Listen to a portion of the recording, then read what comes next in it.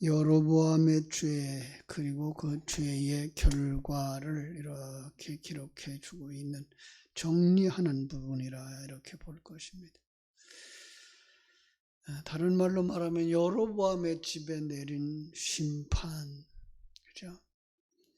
참 안타까운 거죠. 하나님께서 르호보암에게 남쪽 유다를, 여로보암에게 북쪽 이스라엘을 10지파를 맡겼는데 그가 순전한 자가 아니라 안타까운 거예요. 하나님은 가끔 성경 속에서 이런 우리가 이해하지 못하는 일들을 하셔요. 사사시대의 사사들이 왕을 원할 때에 그 처음으로 왕을 그들에게 세워주었던 것도 사울이죠. 사울도 참 겸손한 자였어요, 처음에는. 그런데 그가 왕이 되자 교만해지기 시작했어요. 이런 모습을 보고서 사람들은 아이고 권좌에 오르면 사람이 변하는구나 라고 생각하지만 다윗은 어린 나이에 왕이 되었어요. 그러나 끝까지 그 자리를 지킨 거죠. 두 종류를 볼 수가 있어요. 하나님의 생명을 가진 자와 하나님의 생명을 가지지 못한 자의 모습과 결과죠. 하나님의 생명을 가지지 못한 자는 겸손하게 살아가는 것 같아도 겸손이 아니고요. 부유하게 살아가는 것 같아도 그 부유한 게 아니라고요. 그러나 하나님의 생명을 가지고 살아가는 사람은 그가 천한 자리에 있든지 부한 자리에 있든지 낮은 자리에 있든지 높은 자리에 있든지 관계없이 하나님 앞에서 살아가는 거죠. 바로 이것이 중요합니다. 왜 그렇죠?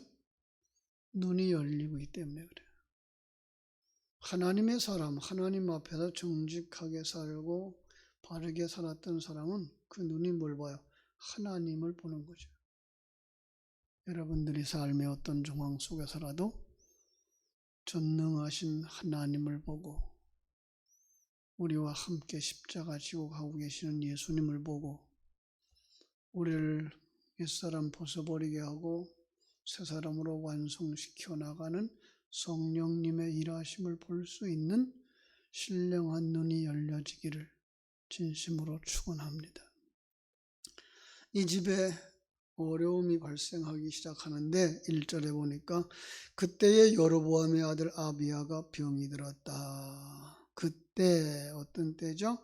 13장에서 말한 것처럼 여로보암이 죄를 행할 때 어떤 행위였어요?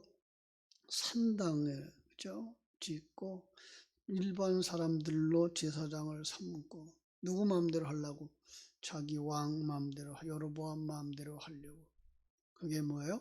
우상숭배. 그것과 연결시키고 있는 거예요. 우상숭배의 결과가 이거다라는 거예요. 그래서 여기 때라는 단어는 그 어떤 특유한 시점을 강조하는 말인 거죠. 여로보암이 범죄할 때 그 결과 이런 의미인 거예요. 그런데 성경 속에서 아비야는 놀랍게도 13절에서 이 한마디가 나와요. 여로보암 그 아들은 어떻다? 선한다. 그래요. 아비야는 하나님 앞에 선한 자였다. 다른 설명은 없어요. 하나님 앞에 선한 자, 그가 병이 든지라. 약해졌다는 거예요. 세상의 단어죠. 이것을 그릇으로 사용하려고 가져온 단어예요. 그럼 병들면, 가족이 병들면 온 가족의 근심이에요. 부모님의 근심이에요. 영적으로도 부모, 그죠? 그 아버지의 영적 상태가 어떠한지를 드러내는 모습이죠. 지금 병들어 있는 아들은 누구의 모습이라고요? 아버지의 영적 상태라고요. 제가 신약 성경을 강의하면서 그런 얘기를 했어요. 전에 과부가 죽은 아들을 메고 성 밖으로 나오는 장면을 설명하면서 그게 바로 그 여인의 영적 상태다. 어떤 신하가 집안의 종이 죽어가는 모습을 설명할 때도 바로 그게 그 신하의 영적 상태다. 어떤 여인이 자기 딸이 귀신 들려서 죽게 됐다고 예수님 앞에 나왔을 때도 바로 그 여인의 영적 상태다 그랬어요. 그러면 어떻게 해야 돼요? 지금 왕이 어떻게 여로보암이 지금 어떻게 된 거예요? 병들어 있다는 거고요. 장차 죽게 되어져 있다는 거죠. 그러면 어떻게 되죠? 열왕기하 4장 8절에 보면은요. 수넴 여자가 아들을 낳았죠. 그런데 얼마 되지 않아서 아들이 죽어요. 그때 여인은 문제가 뭔지를 알죠. 그래서 그 아이를 침상에 눕히고 하나님의 사람 엘리사에게로 달려가요. 그리고 그 엘리사로 말미암아 아들이 살아납니다. 이 모습이어야 되는 거죠. 그런데 이들은 어떻게 했어요? 하나님의 사람을 찾아가는데 진실이 가려져 있어요. 여로보암이 자기 아내에게 말하죠. 2절. 청하건대 일어나 변장하여 사람들이 그대가 여로보암의 아내임을 알지 못하게 하고 실로로 가라. 거기 선지자 아히야가 있나니 그는 이전에 내가 이 백성의 왕이 될 것을 내게 말한 사람이니라. 여로보암은요 선지자 아히야에게 아들의 운명을 묻는데 정작 자신이 가지 않아요. 대신 아내를 보내요. 여기서 우리는 중요한 이야기를 읽어낼 수가 있어요. 여로보암은 선지자 아히야의 예언의 능력을 믿고 있다는 거죠. 그건 과거에 자기가 왕이 될 것을 예언해 주었기 때문이죠. 그리고 자기가 왕이 되었기 때문이죠.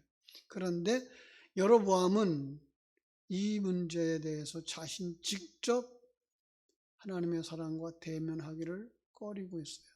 왜 그래요? 자기가 왕 되었을 때 걸어가야 할 길을 순종하고 있지 않기 때문이라는 거죠. 그래서 아내를 보내요. 아내도 변장을 해서 보내요. 뭘 잃어버린 거예요? 사람의 눈은 가릴 수 있어요. 아히야의 눈은 어떻게 감춰볼 수 있어요? 누군 못 감춰요? 하나님의 눈은 피할 수 없다는 것, 그걸 모르는 거예요. 더 기막힌 현장이 등장을 해요. 그래서 4절에 보니까 아히야가 나이가 많아 눈이 어두워져 보지 못했다. 잘 됐다 싶었겠죠. 그런데 하나님께서 아히야에게 이미 대답을 주셔요. 여호와께서 5절 아히야에게 이르시되 여로보암의 아내가 자기 아들의 병 들었으므로 네게 물으러 오나니 너는 이러이러하게 대답하라. 그가 들어올 때에 다른 사람인 채 함이니라. 아나니아와 삽비라가 생각나지 않습니까? 사람들의 눈을 속이고 하나님의 것 얼마를 감췄어요. 그리고 사람들 앞에서 속이죠. 사람은 속일 수 있어요. 하나님은 속질 않아요.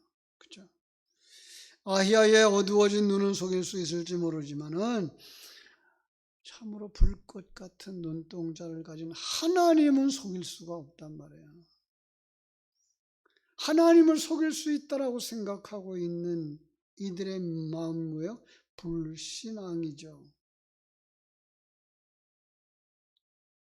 그가 받은 대답이 뭐예요? 6절로 11절. 가서 이렇게 말하래요. 7절. 가서 여로보암에게 말하라. 이스라엘 하나님 여호와의 말씀이 내가 너를 백성 중에서 들어 내 백성 이스라엘 주권자가 되게 하고 나라를 다윗의 집에서 찢어내어 내게 주었거늘 너는 내 종 다윗이 내 명령을 지켜 전심으로 나를 따르며 나 보기를 정직한 일만 행하였음과 같지 아니하고 네 이전 사람들보다도 더 악을 행하고 가서 너를 위하여 다른 신들을 만들며 우상을 부어 만들어 나를 노엽게 하고 나를 내 등 뒤에 버렸도다. 우상 숭배에 빠졌던 바 선대들, 그 인물들조차도 누구들이었을까요? 사사들은 아니었을까? 사울은 아니었을까?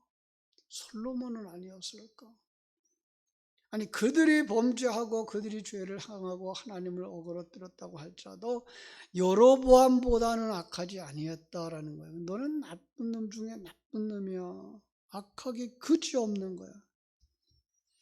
왜 그렇다고요? 우상 숭배자이기 때문에.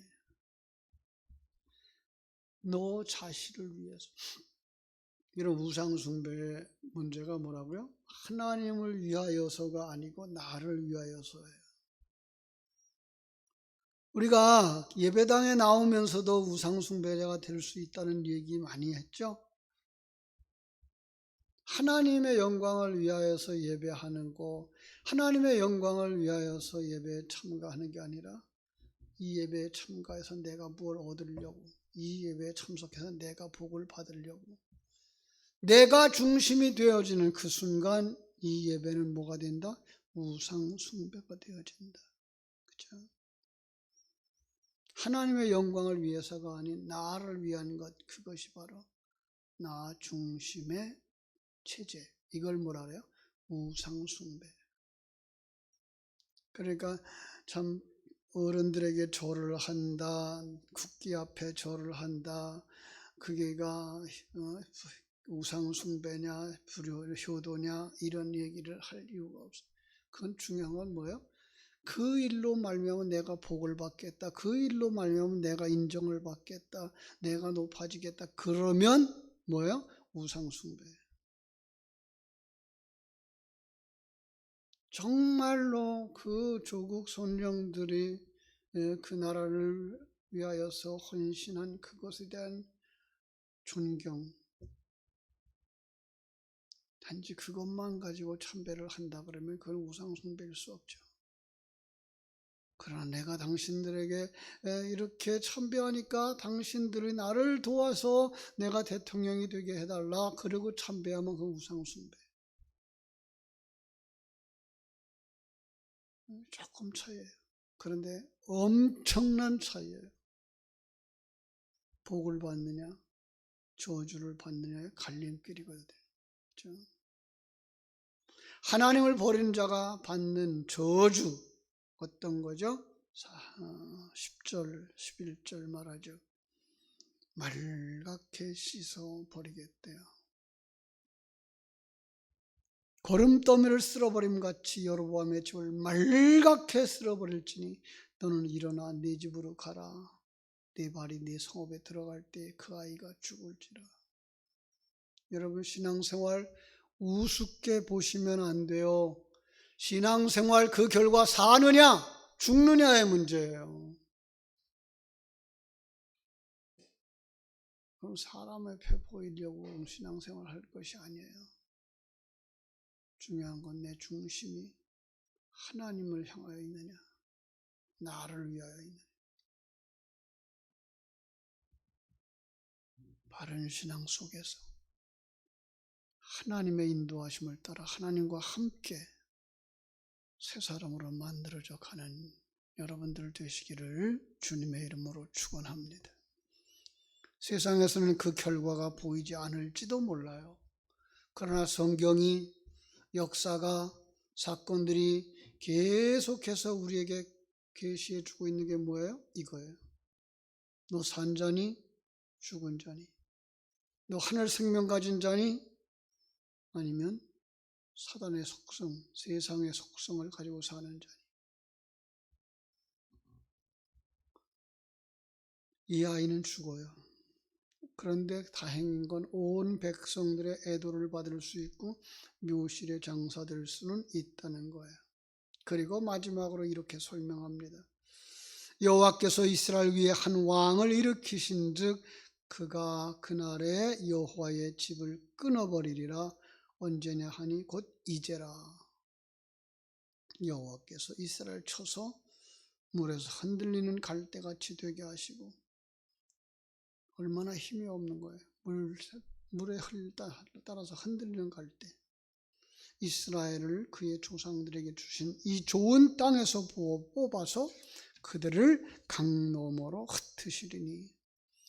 왜 그래요? 그들이 아세라상을 만들어 여호와를 진노하게 하였음이니라.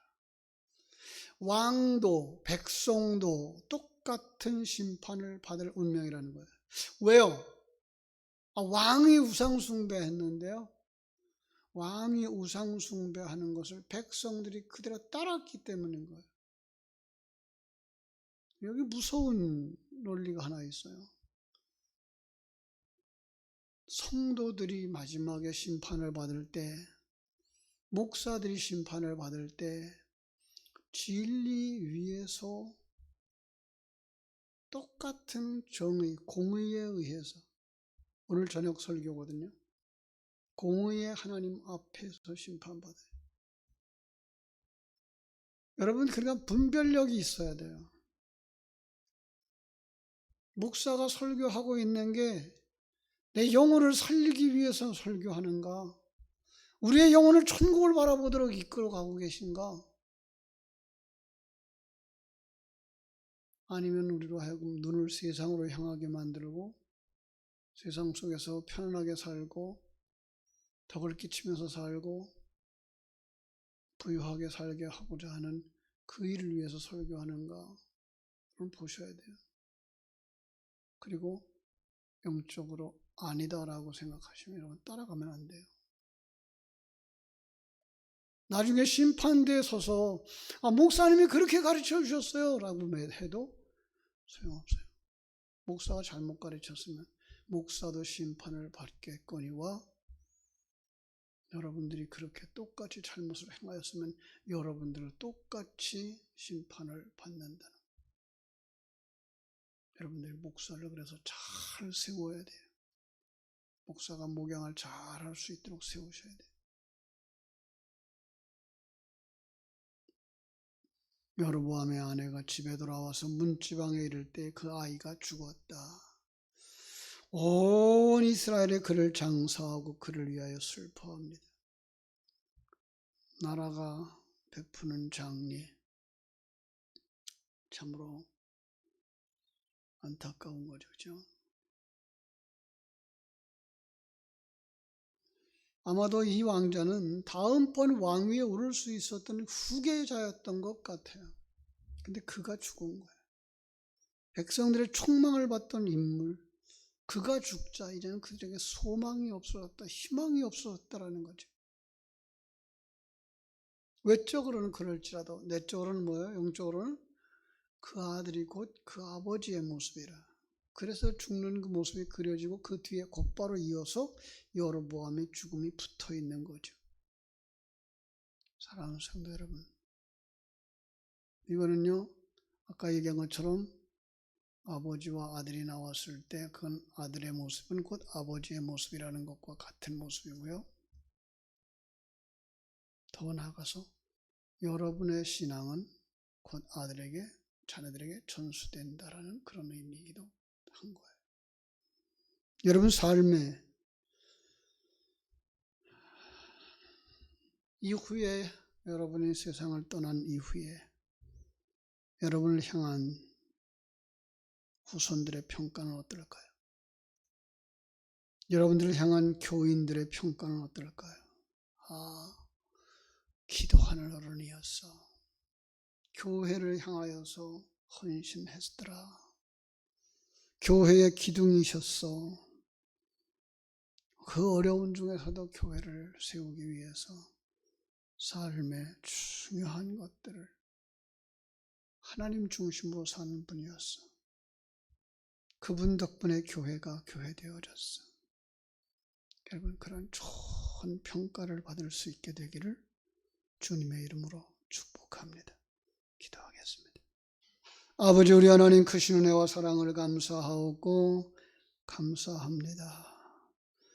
나 한 사람 아주 작은 것 같고 어떤 영향력도 끼치지 못하는 것 같은지 모르지만 하나님은 불꽃 같은 눈동자로 지켜 보호하시며 그에 따른 결과를 자손들의 세대에 베풀어 주시는 것을 봅니다. 믿음으로 사는 자들 되게 하여 주옵소서. 세상에 조그마한 이익을 얻으려고 불의를 행하거나 우상숭배의 자리에 빠지지 말게 해주시고 정말 후대의 길이 남을 만한 인물, 많은 사람들이 기억할 수 있는 인물들이 되게 하시며 그를 통하여 교회가 교회되어지고 그를 통하여서 교회가 살아났다라고 하는 사랑과 칭찬을 받을 수 있는 복된 성도들이 되도록 우리 하나님 이 새벽에 기도하는 모든 성도들에게 은혜를 베풀어 주시옵소서. 잘 감당할 수 있게 하여 주시옵소서. 예수님 거룩하신 이름으로 기도하옵나이다. 아멘. 하늘에 계신